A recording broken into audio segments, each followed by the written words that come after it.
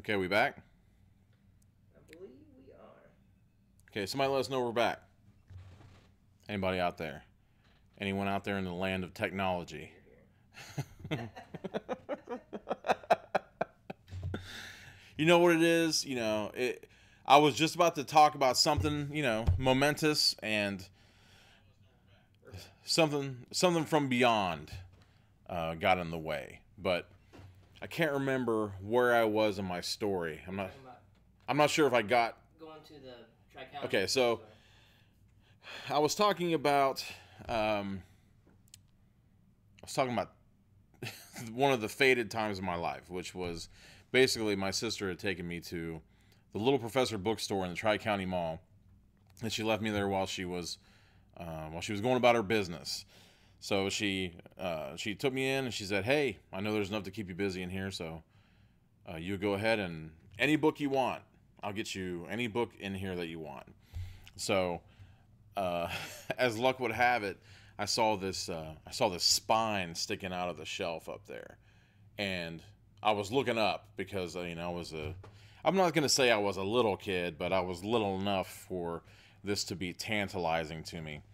But it was a black and white and red. There were a couple little spots of really dark red on there, and it was a figure that was spreading open a cloak, just like the one I have, and it had a human face, slightly shaded by the cloak, and human arms pulling it back.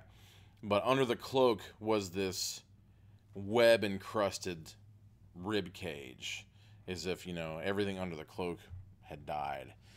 And it ended up being the best of H.P. Lovecraft, blood-curdling tales of horror and the macabre, which is one of the first books that I really, really remember, except for Frog and Toad Are Friends. Those are the two books that I remember from the young years of my life. But every chance I get, if I can find an original copy of blood-curdling tales of horror and the macabre, I get it, because they're re-releasing H.P. Lovecraft and everything. Lovecraftian stuff is everywhere. If it's got a tentacle on it, they say it's Lovecraftian. But in my opinion, Blood-Curdling Tales of Horror and the Macabre is the densest batch of Lovecraft you could possibly get in any volume anywhere. They have volumes that are complete, that just have everything. I don't know. Whenever anything says complete, I usually beg to differ, because there's something else out there. He was a prolific letter writer, so there are volumes of his letters, and they're fantastic too, because he was such a, I'm not going to say a shut-in, but I would say that he shunned most people.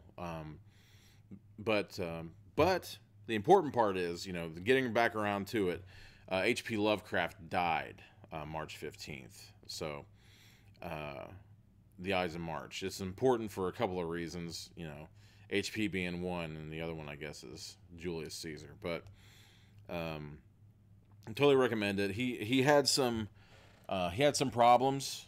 He had some problems. Important ones, big ones, but at the same time, as far as I can tell, and it's been kind of forgotten almost in the modern, kind of in the 21st century vernacular. It hasn't been mentioned very much that, as far as I know, he was redeemed. He ended up redeeming himself to some bad beliefs that he had, but I think that the body of his work speaks for itself in the real stuff. It's difficult to tell sometimes, unless you know what you're looking at. It's difficult to tell the real Lovecraft from the fake, because everyone's going after it. But as I spoke to Big Curly the other day, after the Oscar win for Guillermo del Toro, his famous story from Development Hell, he's been trying to make At the Mountains of Madness for years now, one of H.P. Lovecraft's only novels. Usually he wrote short stories. But the novel At the Mountains of Madness, it's astoundingly fantastic. It's such a piece of work. It can't even be described.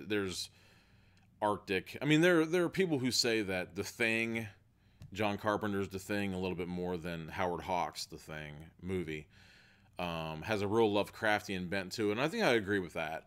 In this case, you know, Lovecraft was mostly talking about the old ones, the old gods that know of us and have left us, and usually leave us with destroyed brains when we try to delve too far into their purview. But I can agree with that. But mostly with at the Mountains of Madness, you find that there are a lot of things that were normal and come back changed.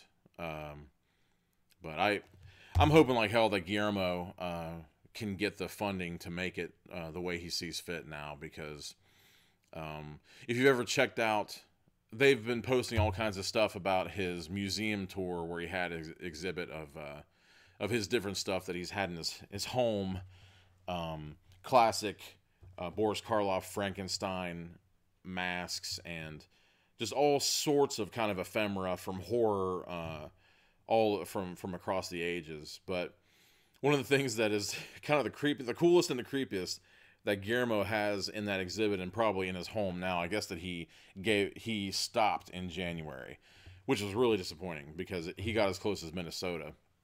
10 hours by car, I would have driven it to go see it. But he's got a life-sized, I don't know if you'd call it a doll or a statue, because the skin looks completely pliable and realistic. It's basically a double of H.P. Lovecraft, just kind of scowling at you, kind of has this like sour milk look on his face that he normally had when he was dealing with people that kind of couldn't hang with him. It's one of the very few books, well, I don't want to say very few, but it's one of the books that I usually have to get a dictionary handy when I'm going through some of his stuff. So sometimes it can be a little bit of a tougher read than most things, but I think if you take the time, no, I don't think, I know if you take the time, you'll get something out of it, because it's just fantastic stuff. But that being said, okay, that's the births and deaths in literary history on two biggies, and there are other biggies that I left out. Tom Clancy's in there too, and a couple other people that are slipping my mind right now. But there are other important people, and you know, next time I might get back into them, because I was doing it on the day that I do these, but I stray. I get a little bit relaxed, especially on non-entry days. This is the day when it's fun. So, oh, speaking of fun, I almost forgot. I don't know if you guys saw the teddy bear, the conjoined teddy bear. You see this? I'll get up to the book. Yeah, I'll go to the conjoined teddy bear cam for this one. Back? Okay. Keep going. Check this out. Go down. There you go. All right. This is Ig and Ook, the conjoined teddy bears. They're wonderful. They even have they're not lacking an arm. They even got check this out. They got the third arm in the backs, and they're very, very happy. They love being here, as you can tell. But this was made by Peggy Archer from Chaotic Awesome Creations. You can still check her out on, she has a Facebook page for her stuff, and she's getting back into the loop pretty hardcore. If you watched the interim live video for when Andrew was burning rubber, you could see the Ouija board made of emojis and I'm probably saying that wrong. I don't even care. Emojis. How do you say that? Emoji. Oh, Emojis. Sorry, I didn't see that movie. I don't even care. But the emojis and the text jargon Ouija board that she showed it to me, and I was like, I gotta put it up in here. It's just too good. It was too great. I think it says something like new spirit board, where you at? It's awesome. It's awesome. But anyway, oh, my griffin fell. Oh no. I don't think that it liked what I just said. Didn't like the emojis? I don't know. Why would you? I don't know. That's weird. Why would you get pissed about that? Anyway, sorry. Didn't like the movie. That kind of started. You know, that's exactly what happened. I think that movie made like $20, something like that. I'm not sure. Hopefully none. And to be honest, see, I'm getting off track. This is, the non-entry. I feel comfortable doing that. But I'll take this time to say three things. Number one, I loved Wreck-It Ralph. Okay? I think that's pretty much universal. I've never known a single person didn't like Wreck-It Ralph. And also, Big Curly for Wreck-It Ralph, Halloween 2018. We even have a Fix-It Felix and everything. So, yeah, keep that in mind. Second thing, I heard about Ralph Breaks the Internet. I'm not pumped about that because it seems like all the jokes they're getting into, the internet annoys me as it is. I'm not so sure I'd want to have... It seemed like he was walking through a crowd of people and like in a big courtyard setting, and there's pop-up ads just like bugging him the whole time and stuff. It's like, I deal with that enough as it is. However, at the end of the trailer, when it kind of goes more into like the mobile games, where he was like feeding the rabbit this cake and stuff, that was cracking me up. So hopefully they kind of stay off the internet for the... I know they won't because it's got internet in the title. But hopefully they stay off of it for the most part. Try not to fall into the Imagi movie trap and make it good. The third thing is, I wish I would have thought of it myself, but as soon as I saw it mentioned, it makes perfect sense. Why would you name the movie Ralph Breaks the Internet when Ralph wrecks things? Ralph wrecks the internet. I think it actually even flies off the tongue better. I don't know. There must have been some sort of thing where they felt compelled. Not sure. There is a point to this whole thing, and that point is Runaway Spaceship. Choose Your Own Adventure, number 30. Well awaited. Especially do this. Can you go on a book cam real fast? I want to bring up this Admiral Akbar looking dude right here. I think it's kind of one of the best parts of the cover, because this is gonna be pretty juvenile, but I couldn't resist. It was just too awesome, and I think that it was actually recommend, or not a recommend, but more like a request from Pointless Paul. He definitely wanted. Wasn't it Paul? Yeah. Or was it Josh? Okay, yeah, Paul wanted to get in. In fact, let me show you the back as well. That wasn't included in the image I sent over. And this is the real deal. This is no reprint. This is no redo, reboot, remake, no nothing. This is the real shit. I can see all kinds of battle damage from kiddom in here. And in fact, whoever had this last, looks like they had 1, 2, 4, 12 through 30, and they also circled 27 and 30. So I don't know if that means those were their favorites, but 27 was the Ice Cave. In between that, you got the Evil Wizard, Trouble in Space, Tower of London. I know what happens in Tower of London, so that's some craziness. But number 1 was the Circus. I guess there have been a few different volumes of this stuff, but it was definitely a ways ago. 1985, September 1985, Bantam Skylark, by Edward Packard. So Susan Saunders wrote it, but Edward Packard copyrighted it. So all I can say is I think she might have gotten shafted on this one. There were a few different books like that had that kind of setup. Multiple authors would write for them, and then it would be kind of under the blanket of one person. Doc Savage fell victim to that. There were a lot of people that wrote under Kenneth Robeson for Doc Savage, and also the Shadow books from the old-time radio mystery show for the Shadow. William Gibson was the writer, but just like Ellery Queen was another where multiple people wrote under the same name. But I would say I digress, but this whole thing's about digression, so that's probably actually getting more to the meat of the problem. This was dedicated to Andrew Yankovic. It says V-I-T-Z, but I think that's Vitch, right?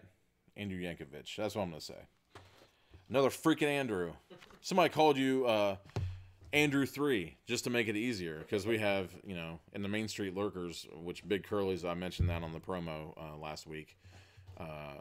We got 2 Andrews in there, 1 Andrew here. So, next thing I know, I'll be pulled over by a cop, and he'll be Andrew too. I don't know. We're everywhere. They're everywhere.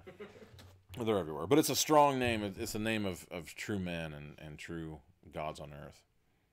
Maybe. Okay, so give me the book cam if you wouldn't mind on this one. Sorry, I'm moving around all over the place, but there's an important. I don't know if you call it a warning, but it's at least an important message, and I'll read it for you. Read this first. Most books are about other people. This book is about you. What happens to you depends on what you decide to do.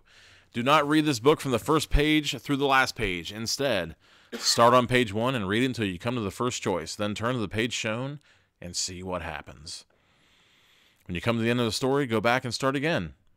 Every choice leads to a new adventure. Are you ready to take a ride on a runaway spaceship? Well, are you? Are any of you, or any of us, ready? I'm ready. I've always said, if a spaceship comes down, I think that there's not a whole lot I wouldn't risk to go on a spaceship. So, okay, another illustration. It's going to be Cousin Sally and her folks in Florida. I guess it's supposed to be Cape Canaveral, back with the larger rockets, rather than the space shuttle, which is kind of scary. I find those rockets kind of scary. We watched War Games last night. It's totally awesome. Recommend. Where am I at? Okay.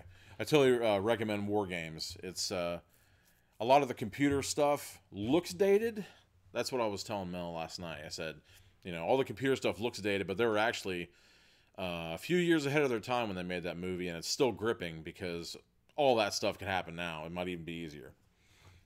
Okay, on to the Choose Your Own Adventure.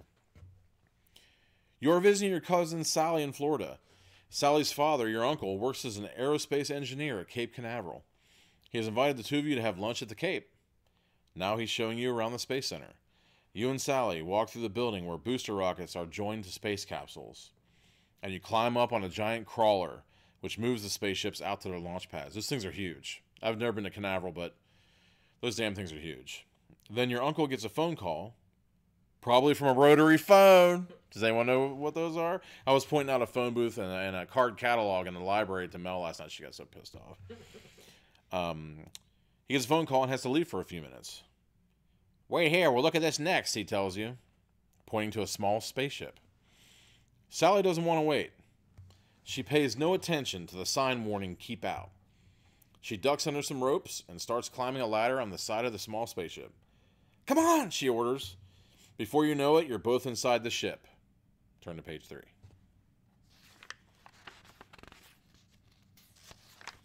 All around you are switches and buttons and dials.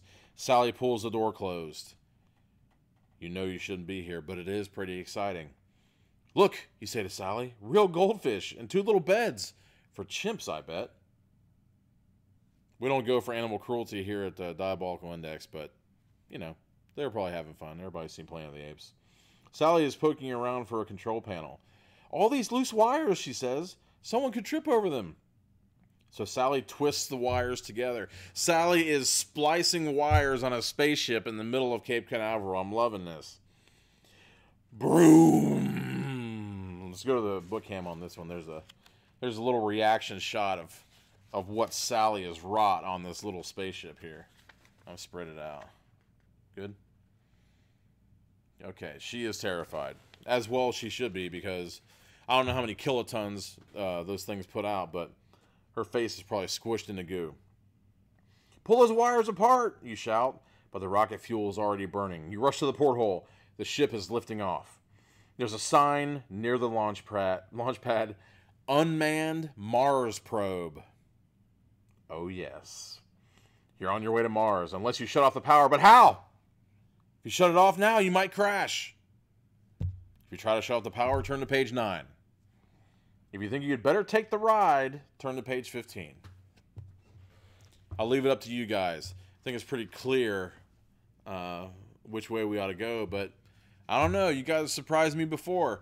Sometimes your kamikaze level is off the charts, wanting to set fire to the forest with your ass in there and cut off the branch while you're standing on it. I've seen you do it before, so.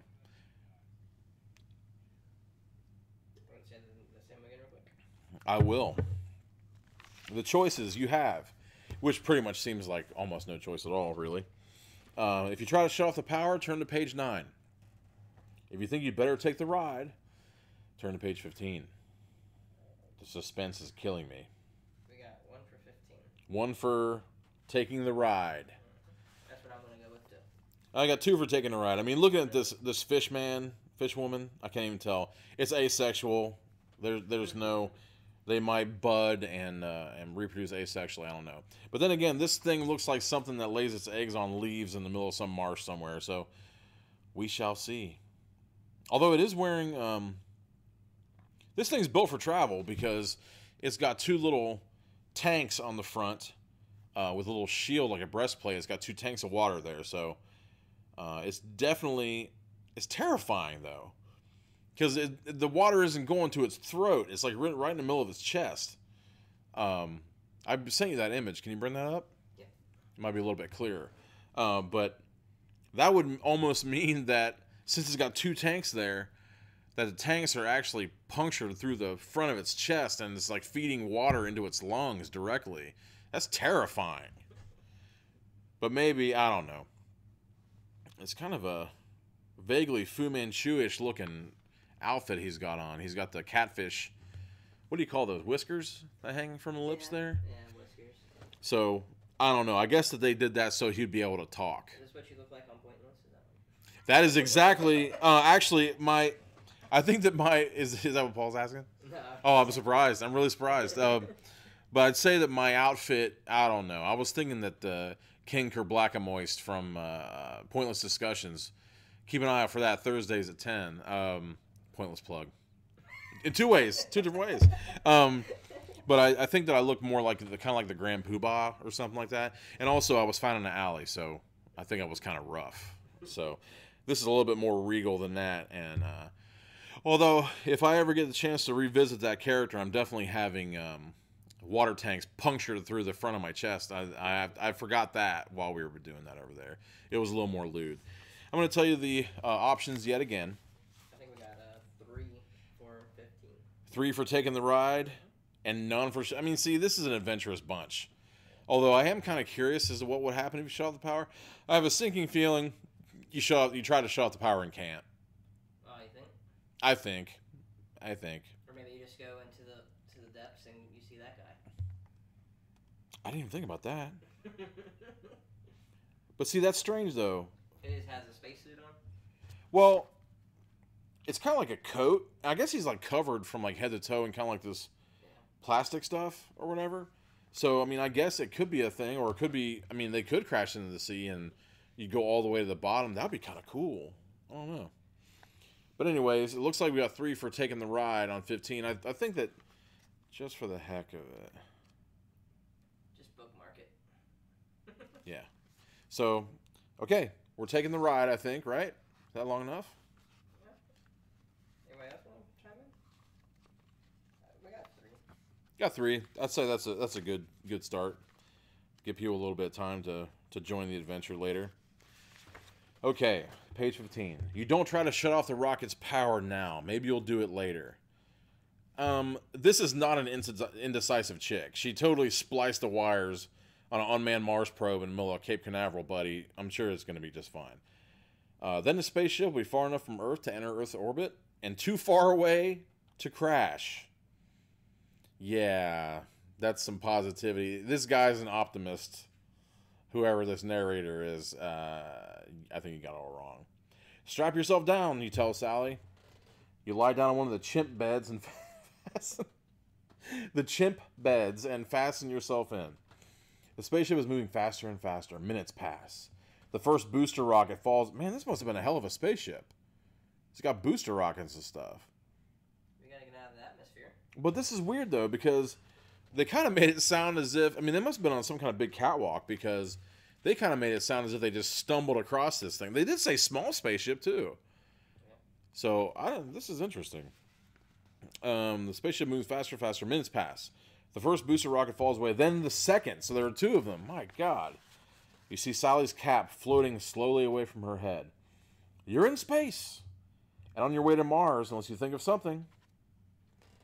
I got a critique here. An unmanned spaceship leaving Earth's atmosphere. there'd be no oxygen on the spaceship. These kids would be dying of asphyxiation. They'd be like frothing blood out of their nostrils in there. So what you're saying, what Andrew is positing here, is that they wouldn't call it manned if there was a chimpanzee on the trip. So obviously, this cat thinks that, I don't know. Maybe he's saying that monkeys are less than men. I don't know what he's saying here. I don't know what he's putting out there. Personally, I don't like it. I don't know what this guy's doing. I mean, he serves me tea at his home. So I'd like to think that he's got some culture, right? But I'm saying that there'll be oxygen in there because they have chimps on board. Like, I see. yeah. So maybe I'm selling Cape Canaveral and the NASA, the National Aeronautics and Space Administration. Maybe I'm selling them short by assuming they don't have oxygen on this. Time will tell. Okay, so people at the Space Center will get us down, Sally says. Yeah, awesome. Lois Lane move. Just kind of do whatever. Just throw it, 3 sheets to the wind, and then just expect someone else to bail you out. Whatever. I'm getting sassy. What's happening here? But this flight wasn't supposed to take off yet, you told her. How do you even know their computers are even hooked up? Or oxygen. Dude! Sally isn't listening. She's floating towards the control panel. I wonder. She pushes the button. No! You shout. You got to see this. This guy is so pimp. I thought it was the girl at first, but he's so pimp. Let's see if we can check him out. And just so you know, dear listeners and dear viewers, I normally never open books this way, and neither should you. I'm a trained professional. Because you will do some lasting damage. But hey, 1985, these books were made to last. I don't know where you're looking at me now. These books were made to last. It can take the abuse. Okay. So it's not giving you a choice. There's no choice. You're going to 22. There's a grinding noise. A tiny door opens in the wall. Out pops a package of dried bananas. So the control panel was put in for the chimps. So these children are as smart as monkeys. You undo your belts and float to the panel. I'm assuming that those are the safety belts. 1985. What are you going to do? I've seen Saturday Night Fever. It fires a thruster rocket. Whoosh! The spaceship dips to the right. You press another. The ship dips to the left. So what? You're still on your way to Mars, and Sally shouts, an old space station. An old space station. In 1985. No, they're not even out of the... I mean, they're still leaving. Turn to page 34. Okay, wait a minute here. There's not a whole lot of choice. Okay, that's better.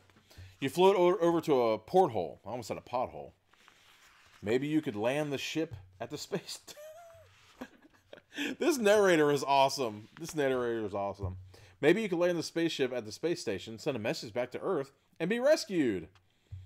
But the station looks so old. There may not even be air to breathe there. And you could wreck your spaceship trying to land. You're pretty sure your ship must be programmed to take you to Mars and bring you back safely. Maybe you ought to leave things alone. If you decide to dock with the station, turn to page 38. If you think it'd be too dangerous to try, even though you're in deep space, you're children, you might not have any air, you're eating bananas meant for chimps, and you don't know what you're doing. Turn to page 14. So, I don't know. This is not a group of panty waists or cold hearts or yellow bellies. Usually you guys go for the gusto and jump in with both feet, tear everything off with both hands, and then eat it. So I have no doubt that you're going to want to try to dock with the space station, even though it means certain death. I don't know what's going on with this narrator, but look, I've never done the thing myself, but if you look at some of these simulators and everything, in order to thread the needle using a spaceship towards a space station of anything you're docking with, you've got a margin of error that's about as big as a Dorito. So, and that's at distance, whatever you're doing. And you're moving fast, a lot faster than you'd want to, because I don't know if if this chick's using like expulsion of air to slow their forward progress or anything. Or maybe she's just going to throw it at him and have him do it. I don't know. Maybe they'll find the corpse of a chimp in there and resurrect it to do their bidding. I have no idea. Because God, Doc already. No nannies. what's that again? No nanny. What was the first thing again? My God, Doc already. Oh, Doc already. Yeah. What are the options? The options are, if you decide to dock with a station, turn to page 38. If you think it'd be too dangerous to try page 14. I would like to hope that if you don't try, you run out of fuel and you just fall. You have planet fall, you burn to a cinder, and then you're dead. But then again, this has a rather colorful balloon on the back. Oh, rock on! Okay, this is much cooler. Oh, no, there it is. Okay. That's interesting. No, I got excited because on the back, it only had prices for Australia and New Zealand. So I thought this might have been a foreign copy of this. But the American and Canadian stuff is on the spine. So, I don't know. A recommended price in 1985 for this book with the Kiwis would have been $3.95. And with the Aussies, it'd been $2.50. So, not exactly sure what that means. If the Aussies are cheap, or if they're using dirt to pay for things. I'm not sure. When we get Canadian money. I suppose.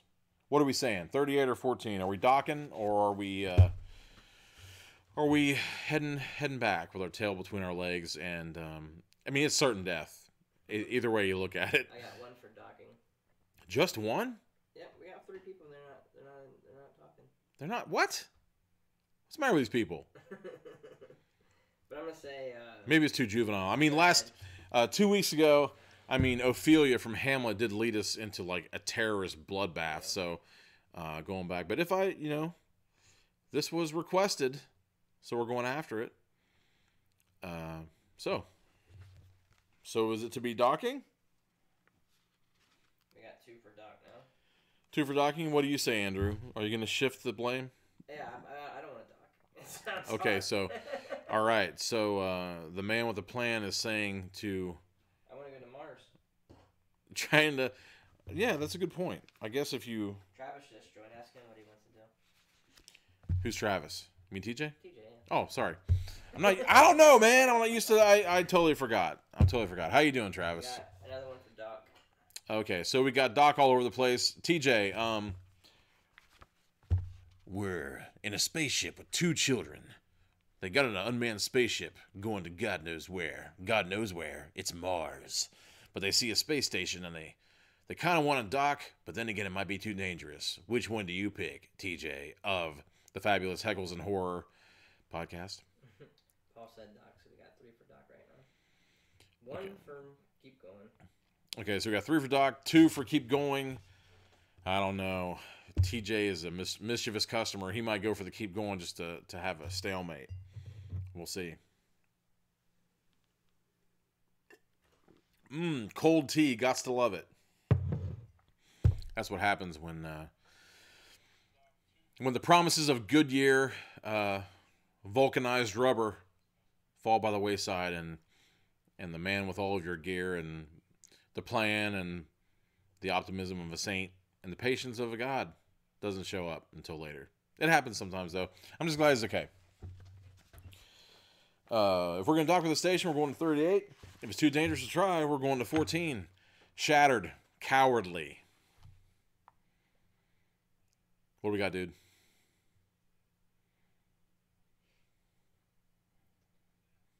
I remember these books. Doc. What's that now? Okay, when the danger dock that biznatch, we're docking. Okay, we're docking. And I'm not talking about the wonderful 80s hair metal band that recorded Dream Warriors for Nightmare on Elm Street Part 3. The titular song, Dream Warriors. Wow, this is some tangential shit. This is just like Heckles and Horror. I'm going in a TJ type fashion. I'm going out strong. So we're docking 38. You're dead. Burnt to a crisp. You'll be forgotten by your family and no one. No, I'm just kidding. Maybe, you never know. You never know. One of these nights, just to avoid copyright infringement, I might just make up the whole damn thing. I am capable. Keep your eye on your pointless discussions. You'll know what I'm talking about. Okay. 38. You'll try to dock with the station. Then you can radio Earth. And the Space Center can set up a shuttle for you. Oh my God. These are so entitled. They're so entitled. They're going to spend billions of dollars just to get your dumb ass out of a stolen spaceship at a derelict space station because you're two kids that just deserve to live. Yeah. There was a malfunction. You died in space. Bye-bye. You and Sally use the buttons on the control panel to fire the thrusters. Little by little, your spaceship moves closer to the space station. It's a huge tube with a docking bay at one end. 4 solar wings catch the sunlight. It looks like a big dragonfly. Now, if you can just line up your ship with a docking bay. You miss the station completely. I'm not making it up. It actually says that. You miss the station completely the first time. This is harder than you thought. Wait, the first time? There is no second time. There is no second time. You try it once, and you don't have enough anything after that. The second time is worse. You smash into one of the wings. The solar wings are crushed. You try to move with your spaceship. You try to move your spaceship by firing more thrusters. But you can't pull it away. You're stuck! You gotta see this one. You on book cam? No. Okay. Sorry, I should have said something. But you're that good. You knew what was happening. Okay, so they managed to impale the solar sail of this this derelict space station. Who's to say? Why should we even assume that it's American? The other thing was made for chimps. They might not even be able to read the language on the inside of this thing. So you're turning to 48, or we are, rather.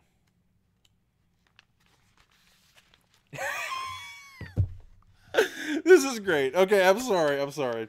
It's time for a spacewalk. You tell Sally. That's not even what I'm laughing at. I'm not even laughing at the fact that they think they're going to make a spacewalk a extravehicular event. I think that's what they call it. Something like that. EVA. Extravehicular something. I can't remember now. Luckily, you've seen a lot of them on TV. You find 2 chimp spacesuits. It's not easy putting them on. The legs are too short and the arms are too long. Hey, let's not be judging now. People come in all shapes and sizes. I mean, you see me, you see TJ, you see Andrew, you see Mark and that Andrew on the Animonkai podcast Wednesdays at whatever. Yeah. So it's all ishes around here. 9-ish, 10-ish, 11-ish. Wednesday-ish. I don't know. Whenever we can do it. I am losing my mind. You open the hatch. Finally, you're dressed. That's probably going to be on my tombstone. Finally, you're dressed. You open the hatch to outer space. Slowly, the two of you work your way down the solar wing to the tube, to the airlock.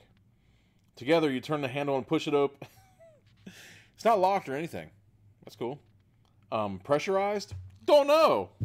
You're inside. Sally opens the second door to the cabin. The good news is that the air in the cabin is fine. The bad news is that the space station belongs to China, and the astronauts are what? You want to take a guess? Put on book cam. The astronauts are pandas. Because why not? This is 1985, and by God, that's what they would be putting on space stations, would be pandas. At least there's 2. I mean, I heard the pandas are notoriously difficult to get to find each other sexually attractive. So, if you're stuck in a space station, guess what? What's wrong with pandas, Sally says. They're so cute. Pandas eat only one thing, you groan. We've just traded bananas for bamboo shoots. The end. What? I kid you not. You're gonna die. Oh, there are kids and stuff too. There are little pandas in the back. So they're all staring at you. All they have is bamboo shoots to eat. You're dead. Just like with every outcome. But okay.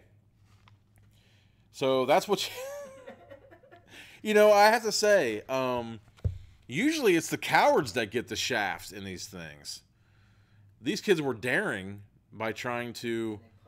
They punished them. Wow. That's rare for this, at least in the non-entries. Usually, you know, when you go for it, you end up getting rewarded. Fortune favors the daring person, so... I think the D&D one, it took us forever to die. It did.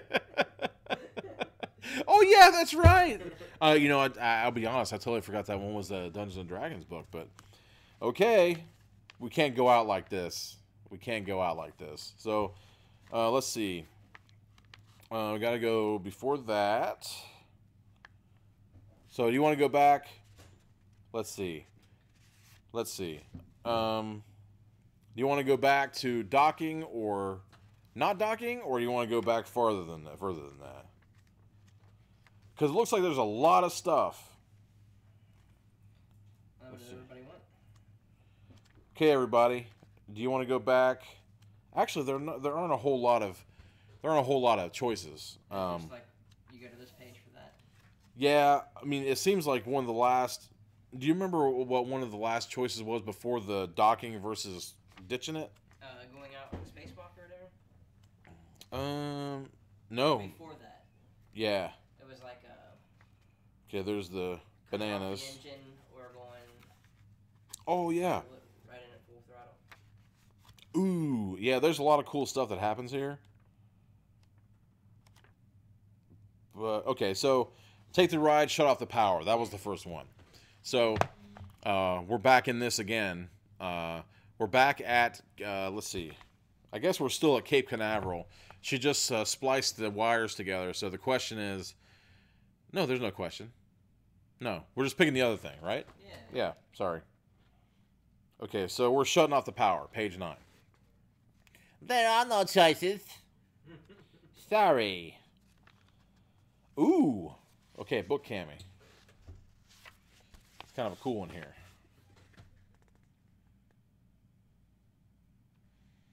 So, things are happening. Zero gravity has erupted. Your guts have started to boil. Those corn dogs you had at Kennedy Space Center are starting to crawl up your nostril right now. You want to stop this spaceship before it gets any farther away from good old Earth. You look at the control panel. There are so many buttons. Which are the right ones to push? You put both hands down on the panel. Then you press as many buttons as you can at one time. Have you gone crazy? Sally shouts. Yeah, start talking to me when you splice the wires together on an unmanned Mars probe in the middle of Kennedy Space Center. Yeah, you're going to talk to me about hit buttons. Yeah, whatever. Even if you haven't, the spaceship sure has gone crazy. An alarm bell starts ringing. The ship starts to spin. It spins faster and faster. You and Sally are rattling around the cabin like marbles in a jar. Is the ship going to crash? You see spots before your very eyes. Then everything goes black. Dead already. And then you go to page 20. You finally open your eyes. Your head aches. Did you crash? You don't think so. You're lying on the floor of a large empty room. Sally is here too, her eyes still closed. Are you back at the Space Center? Did you get out of the ship? Where is it? You look out your window and see that you're on a spaceship shaped like a donut. It's moving slowly above an ocean. Uh-oh. Not far away are some islands. You see someone or something in the window opposite, on the other side of the donut. What can?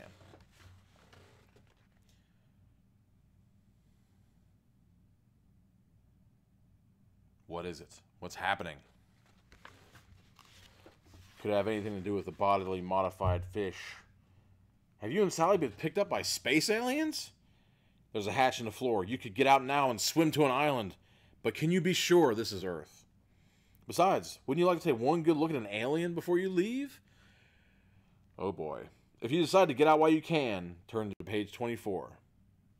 If you want to look around first, turn to page 29. Are we looking around or getting out? Are we getting out? Well, what is this? I'm trying to see what this means, because it's saying get out. Okay, so you're getting out and swimming to an island, or do you want to look around inside the cabin of wherever you are? It says it's a room, but I see some portholes and stuff. Actually, some of the portholes look like fish mouths, sort of. I don't know what you're getting or giving on that one. It's kind of terrifying. But this is a children's book, so get your face out the gutter. And remember, you know, these kids are still using security blankets and stuff. Maybe. I don't know. She can splice stuff.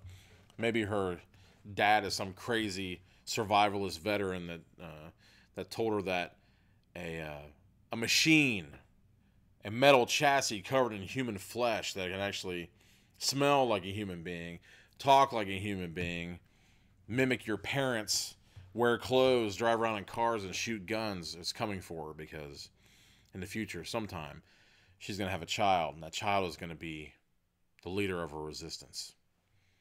Maybe that guy was kind of like that. I don't know. I don't know anything, but this is... We got one for wants to meet some aliens. So that's swimming away from the ship. Well, I don't know. Staying around? I don't know. Well, I mean, I guess it can go either way. Well, yeah, the inside has that fish mouth, and it's got one of those doors that kind of... I don't know how you explain it. It's got those metal pieces that kind of like open. I guess it's called I think it's called a fish eye. Oh, boy. I'm learning all kinds of stuff. There are so many connections here, although they're using really shitty plumbing. Oh, she meant get out. Oh. So, swim to an island. So, get out while you can, swim to an island, page 24. If you want to look around first, see what's going on in there with all the fish, everything, go to page 29. So, it seems like something's fishy around here. Oh, God. Yeah, I gotta drink some cold tea on that one. This is just basic Lipton. It's not the wonderful Churchill cinnamon spice that I normally get at the Nut House, but I was under duress. I went in the other room and I just started fishing around and stuff. Mary says go to the fish eye, so stay in the ship. Okay, but yeah, I was fishing around under the counter in there, and I found a packet of Equal and a Lipton tea bag that looked like it may have been used by Benjamin Franklin. So maybe that explains everything. Maybe the tea had been in there so long, it had been there since the advent of the art gallery, and I'm just hallucinating the shit out of this right now. There was actually, I think it said East India Company on the side of the tea bag, so I'm not sure. Jack Sparrow probably fished it out of a fish's belly button somewhere in the East Atlantic. I'm not even sure. Who knows? I don't know. I don't even know anything about geography. He probably wouldn't have run anywhere near there. I'm not sure. Okay. Time's a wasting. Are we swimming to an island? Possibly to be eaten by any number of indigenous spiny fish with gigantic, God knows what, gigantic air lobes and crazy amphibian feet. Loser, get you some Earl Grey. I was under duress. I was looking at... Who said that? Mary? Jennifer. Oh, I should have known. Why did I even guess? I don't know. So we got one for staying and one for 24. But hey, on that note, on that tip, anyone who feels squirrely, like to donate some tea, go for it. I'm up for practically anything when it comes to tea. So, there are a lot of different ones I haven't tried. I probably haven't tried almost all of the list Danny DeVito gave the cop in that moment in Throw Mama from the Train, where he was just about to get thrown in jail for murder. If anyone's seen that movie. If you haven't seen that movie, we're going to have problems. Throw Mama from the Train, Danny DeVito. Check it out. Okay, so are we swimming or are we visiting? What is the verdict? How are we looking? We're looking one for each. Oh my God. You know who's usually the tiebreaker here? Me? Usually. Although, I don't know, TJ sometimes he breaks the tie when he's in the neighborhood. So, did everyone see the shop earlier in the little the interim video? I wouldn't call it a promo because it was just kind of, letting you know that we were still here for you, but some of you have seen the shop before and some of you haven't. So, thought I'd walk around and show you a little bit of the sites, all the volumes in here, and the other assorted junk. You know what happens. It's entropy. You put one dish in, I say this to everybody, you put one dish in a dishwasher, and you think they don't breed, but overnight, Getting up in the morning, you got 8 in the dish strainer. I said dishwasher. I don't have a dishwasher. A lot of you people might, but I don't. Just like in here. All right, we got two for swimming. 2 for swimming. And then And 1 for staying. 1 for staying. So we're swimming. What did you say? Swimming. So you said swimming too, as well as those? Okay, 3. 3 for swimming. No one wants to see what's going on. You're getting out while you still can. Okay, if this is an alien spaceship, it could be headed for a place a lot farther away than Mars. And you're not anxious to find out just where that might be. You unlock the hatch and pull it open. The ocean is about 8 feet below you. Now all you have to do is wake up Sally, and you better hurry. Whatever you saw through the window probably saw you, too. Sally! Sally! You whisper. Her eyelids twitch. Come on, wake up! You shake her a little. What? Sally says. We're getting out of here, you tell her. Where? Sally asks. I'll explain later, you say. You pull her over the open hatch. Jump! Okay. Not really that fantastic. He's just saying, hey, there's a porthole, and you're falling probably twice your own height down to a unknown ocean, swarming with living things. Turn to page 42. I got a bad feeling about this. Why should I jump? Sally says, looking cross. You are the idiot that spliced the wires, he said. No, he didn't say that. I made that up. You don't have time to argue. You give her a push. Splat! Sally does a belly flop. Ooh. You're right behind her. The water is shallow and warm. And you don't have to swim far to swim to the nearest island. Most important, you're sure this is Earth unless they have McDonald's in outer space. Haven't you seen Pluto Nash? You look up. The alien ship is silently moving away. It's almost exactly the color of the sky. If you didn't know it was there, you wouldn't see it at all. Sally doesn't see it, and she's splashing around very angrily. You decide to explain everything to her immediately. Then, after you reach the island, you can both decide what to tell Sally's father. You have to explain what happened to an unmanned rocket to Mars worth $70 million. And your story had better be good. The end. Okay, I have a serious question here. They brought up McDonald's, and unless there's some sort of detritus, fry boxes floating in the ocean, they don't mention it again. And I don't see any golden arches in this illustration. So I don't know what he's talking about. They're just kind of okay out of Nowheresville. I don't like it. I don't like it. That's a soft option. Just kind of jumping out of the thing, and all of a sudden you're okay. And also, there's no explanation as to why it was donut shaped either, unless it's some kind of fish thing that I'm missing as well. What do you think? Why was it donut shaped? I don't know. Maybe it's just like a. What's it look like? Oh, wait a minute. I wonder if it's supposed to be like a inner tube, like a Said, where the hell is my aliens? like a lifesaver. Well, Jennifer, to answer your my hero there. To answer your question, Jennifer, your aliens are coming up because we're gonna look around this thing. I say let's stay on the ship this time. It's the only other choice. Yeah. We already did the other one. The stinking. It just kept going, didn't it? It just didn't give you a choice. Well, no. It said if you decide to get out, it's 24. If you want to look around, it's 29. So I just went back to there, and we're going to 29 because we're looking around the fisheye area. Oh boy. Okay, you want to see this one? It's some kind of sea creature begging for its life. It kind of looks like Jar Jar Binks, which is exactly what he'd be doing if I ever met that sucker. He'd be begging for his life in that crazy quasi-slave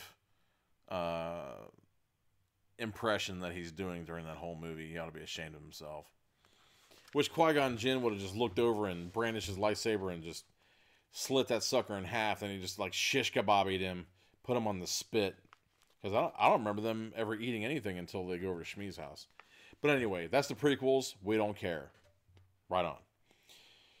If this is an alien ship, you wouldn't mind taking a closer look at an alien. I don't know what that means.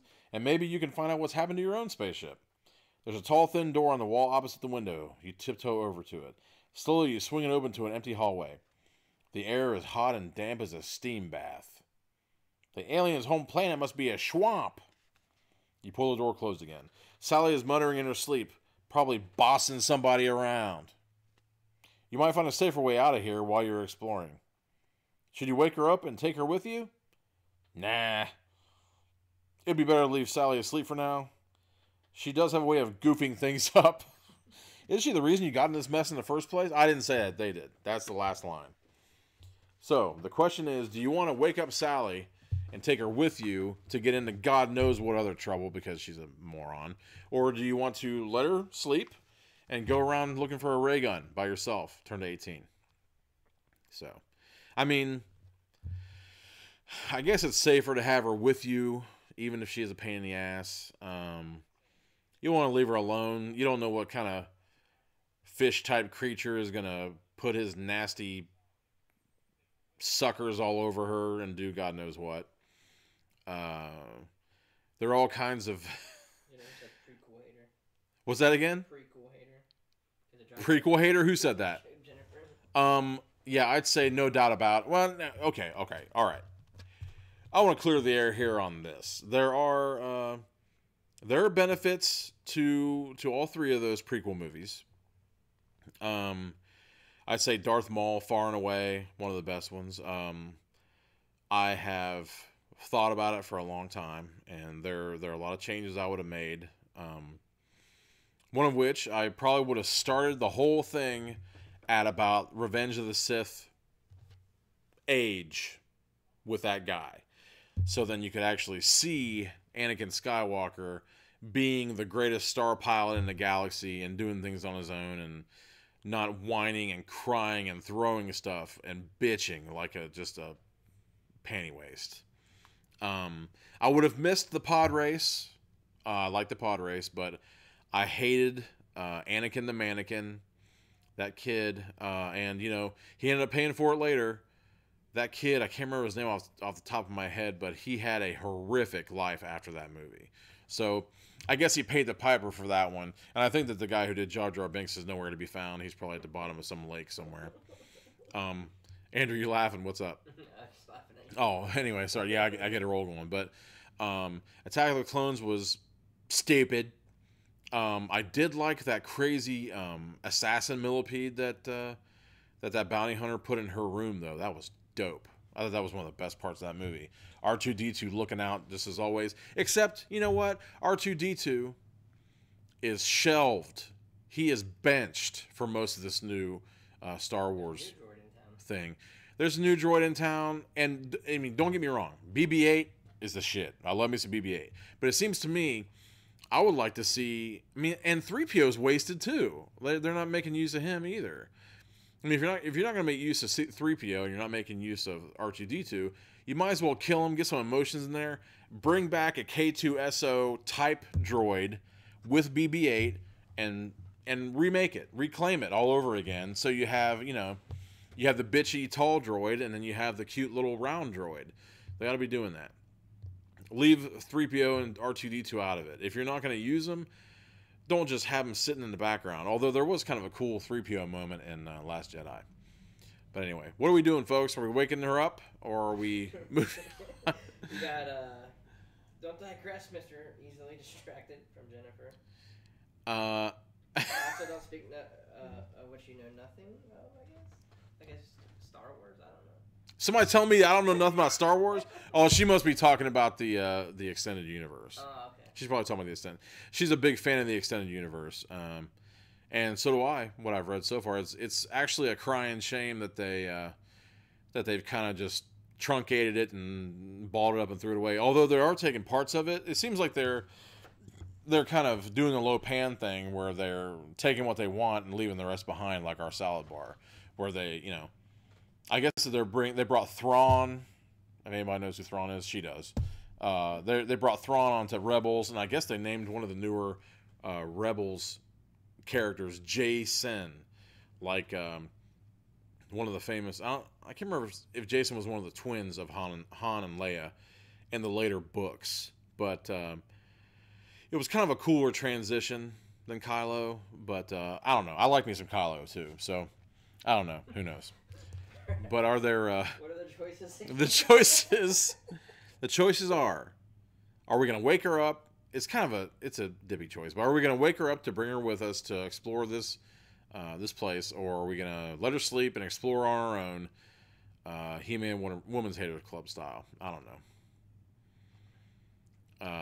There are bad things that can happen to her while she's asleep, or she could just get in the way and end up getting you tanks of water punched through your chest as if they think you can breathe like they can, and then you end up drowning, asphyxiating in your own lung butter. I don't know. We got one for Solo, one for waking her up. One for Solo, one for waking her up. Now, are they talking about Solo as in going by yourself, or Solo as in all the Solo stuff from Star Wars I've been talking Solo about? Going by yourself. Oh. And she says Jaden and Jason. Okay, so yeah, all right, I was right. I was going to say one of the twins, but maybe in the back of my head, I didn't want to say Jaden because of all of the bad memories that cooks up with Will Smith's little errant prince running all over the Karate Kid series and that stinking After Earth. This is not a movie podcast. This is a book podcast. Sorry about that. It's getting me going, though, but... there are some things in the pipe. I don't know. Andrew 3 was talking about some movie stuff, and there might be some more podcasts coming. The list of Magic Scroll podcasts is growing ever larger weekly. People are actually fighting for position. We've had people talking about they don't know what our schedule is. They don't know when to get on because they might interfere with someone else's because we got so much stuff going. But I love it. It's awesome. Are we leaving her there, or are we going ahead? Come on, people. Let's do this. We got distracted. No, they're the ones who distracted. I blame you for this because I'm talking about stuff. You can be making decisions all over the place, and yet you're not. So don't blame me for this stuff. Camera. River said stop. Just do the one that gets us aliens. Well, I don't know. I don't have... There's no information here. I'm gonna say leave her sleep. She already got you into this mess. He's a tiebreaker, love maker. Oh, sorry. Okay, anyway. Okay, we're exploring the ship on our own. Page 18. Instantaneous death. No, that would have been great. You're sure things will go smoother if you explore on your own. You'll come back and wake Sally up later. You peer around the door. Then you step out into the warm, damp hall. You see many rooms like the one you just left, but they're all empty. Maybe you only imagined you saw something through that window. Maybe you and Sally are the only living things on the ship. And being alone on a robot ship from an alien planet is even creepier than seeing a live alien. This is getting good. I loved that paragraph. A robot ship from an alien planet alone. Event Horizon. Check it out. Suddenly you hear gurgling noises somewhere in front of you. You creep down the hallway towards the sounds. You open the door a crack and peek in. Aliens. Dun, dun, dun. Page 30. This is just making me into a kid again. I cannot be blamed. Oh my God. You got to see this. This is awesome. He managed to stumble upon the naked sauna of the fish damned right here. Check this out. Ugh. My God. I bet that stinks. Smells like the trash can outside of a Chinese restaurant. Okay. They're aliens, all right. Aliens in an indoor swimming pool. And they look like gigantic fish. One has round scales and a tall dorsal fin like a swordfish. Another's a smooth skin and gray and whiskers like a catfish. Still another. What's the big idea of leaving me behind? A voice says. It's Sally, and she gives you a shove to let you know she isn't happy. Unfortunately, she shoves you right into the room with the pool. The fishy aliens are staring at you, and they don't look happy either. You grab Sally's arm, and they pull her back. Oh, okay, this is the decisions I like right here. You grab Sally's arm, and you pull her back into the hallway. But now you're turned around. Is the room with the escape hatch to the right or to the left? If you're going to turn to the right, page 6. If you're on to the left, page 23. Which way is it? Which way is it, right or left? Some say that the left is the sinister way. I don't know. Can everybody remember which hand that Will Holloway was on? Mr. Dark's tattooed hands from Something Wicked This Way Comes. I believe that Will Holloway was actually on the right hand, and Jim Nightshade would have been in the sinister hand, the left hand. Now, you know, some might get pissed at me for calling the left hand sinister, but it's been that way since the beginning of time. You know, I can't say anything about it. I've got nothing against left-handed people. They're cool people. I don't know. I just don't know that many of them. However, I always beat them in arm wrestling. Because, I mean, it's weird. The southpaws, messing around with that. I don't know. It's weird. Oh, boy. This room is crazy. I hope you got a good chance to see it. They're like...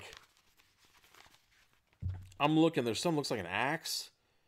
And, like, I can't tell if it's supposed to be language or what, but it looks like all kinds of dynamite strapped everywhere. We got 2 for the left. 2 for the left. I'm going right. Okay. 2 for the left, 1 for the right.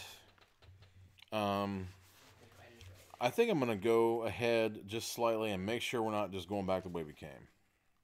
I don't think it's possible, is it?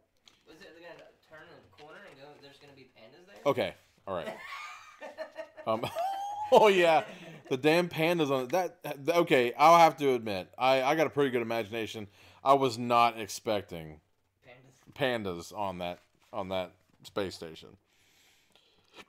But hey, personally, I think it would have been a little bit cooler if like it would have been like Red China and the pandas were like communist Russian with like I don't know, brush cut hairdos and all that stuff.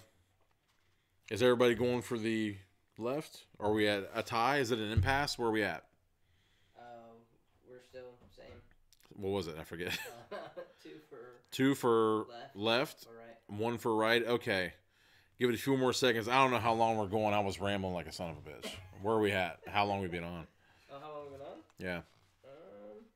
I just don't want to run over. An hour and 11 minutes, but there was a... I guess we did have a lag. Okay, so, all right. So it's probably about 10 minutes. We're probably looking about an hour. Yeah. Hour of me rambling. Who wants to watch it? I don't know. Probably you. Probably you.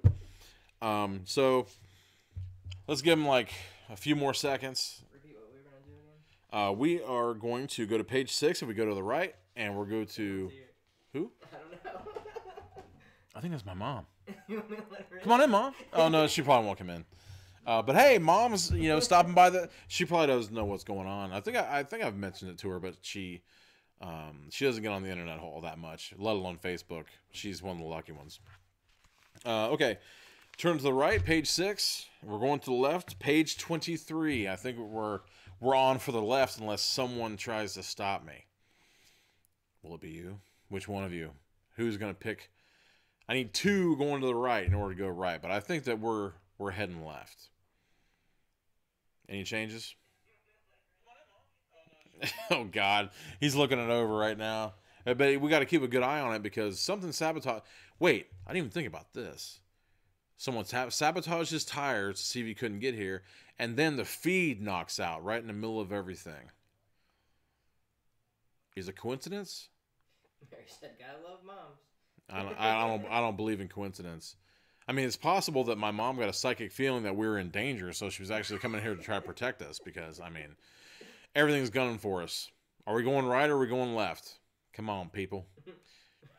Jennifer said, "My battery's dying. Wrap it up, dog." Hey, it's not my fault, man. We're going right. And Or left, I'm sorry. We're going left. Okay. Jennifer, you're not in charge of this shit. I'm in charge of this shit. Sorry. Okay, we're going left. 23. Oh, you're not going to like this. It's one of those bait and switches. You think of the room with the escape hatches to the left. You run down the hallway dragging Sally behind you. They're only fish, she says. They built this spaceship, didn't they, you say? Think what else they can do. To us. Us. You're lucky. You find the right room quickly.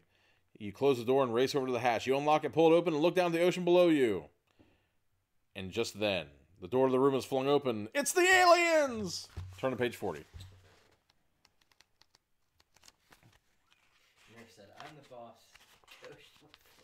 What's that now? Jennifer said, I'm the boss, go swiftly. Oh, whatever.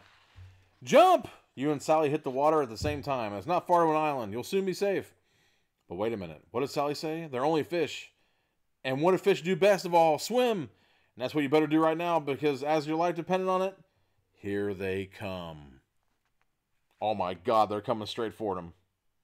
I don't see any teeth, but they're coming straight for him. And the one with the big dorsal fin is aimed right for her crotch. I don't like this. You gonna show them? Do they want to see? Do you want to see it? It's kind of gruesome looking. I'm just kidding. Check it out. Although this is the end. So I guess the question is, who's on board for finding out what the other outcome is? I am. Mary said, yay, aliens. Okay, now we're going to the right. Page 6. Trying to speed up slightly. You're sure the room that you were in is to the right. You run away, pulling Sally along. You open a door. It's not the right room. You fling over another door, another empty room.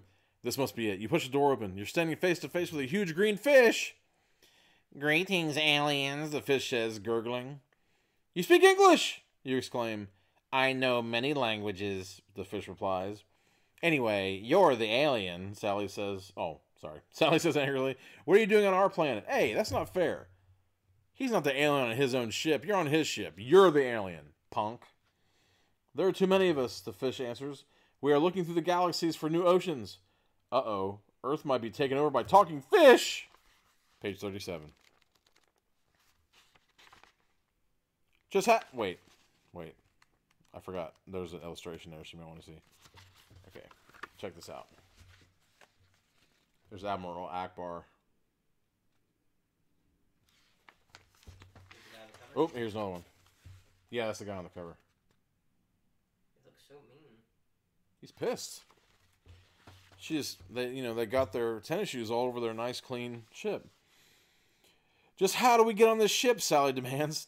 Our sensors picked up distress signals from others of your kind on your rocket, the fish says. When we rescued them, we got you too. What could the fish mean? Then, in silent answer, it points to a glass bowl. They were being held prisoner, the fish said sternly. Oh, it's the goldfish from your spaceship. They weren't prisoners, you explained. They don't mind being in a bowl. They're pets.